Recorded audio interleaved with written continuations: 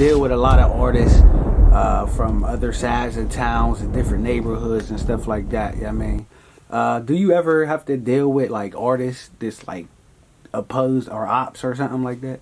Like two different opposites? Actually, I do. Yeah. A lot of times. And to be honest with you, for as long as we've been, recording our own, as long as we've been recording out of our own studios and everything, you know what I mean? I can admit, and I'm not even, exaggerating, but there was only maybe 2 times where we had people cross paths at the studio. And it wasn't on no somebody trying to set somebody up type thing. It just so happened that sometimes artists like to just pop up and not knowing who's there type situation, you know what I mean? And it happened to us twice, But for the most part, they don't cross paths. They don't cross paths. The ones that are really into it like that, they come in and, they do their sessions and they record their videos of themselves and they take pictures, but they don't post it until afterwards. You know what I mean? I noticed that a lot because, they tag me in a lot of the pictures and the videos and stuff, and, I noticed that. All right, so how do you deal with that? You know what I'm saying? Like, how, if you were, like, in that situation, what do you do as a producer? In the situation of artists that might have beef crossing paths? Yeah, at your studio. Well, to be honest with you, hopefully I could diffuse the situation.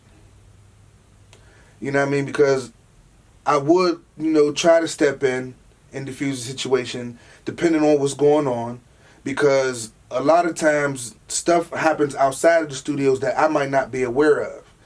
And the situation that might be at hand might be a little bit more serious than I may know of. So I might not be able to diffuse it. And in that situation, I'm going to try to ask them, whoever the people are mixed in the situation, if they could take it off the property since the situation can't be diffused because, stuff like that can't be happening around the premises. We got cameras and all types of shit around here, you know what I mean? So if you don't want to be caught on camera doing some shit you might regret later on, you know what I mean? Yeah. I'll ask them to please leave the premises if that's what the situation is. Yeah. But like I said, for the most part, and I say we because I'm a part of a producer group called the Loud Pack, you know what I mean? So I keep saying we, but yeah, so we, you know what I mean, only had 2 of those type of situations before, and we were able to diffuse them before it escalated to anything or anybody getting hurt, you know what I mean? So I am thankful for that. We was able to de-escalate those situations. All right, being that you were able to de-escalate those situations, do you think, like, as a producer, like, you can, diffuse situations when it comes to music?